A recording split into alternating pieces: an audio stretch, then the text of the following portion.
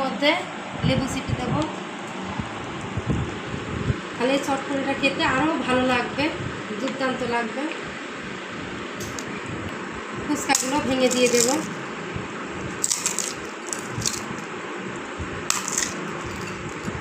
এবার উপর থেকে চানাচুর দিয়ে দেব।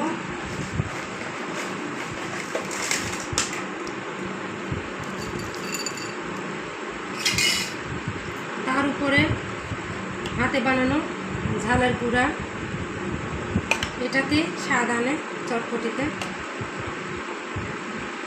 এবার আমি টকটা দিয়ে দেব।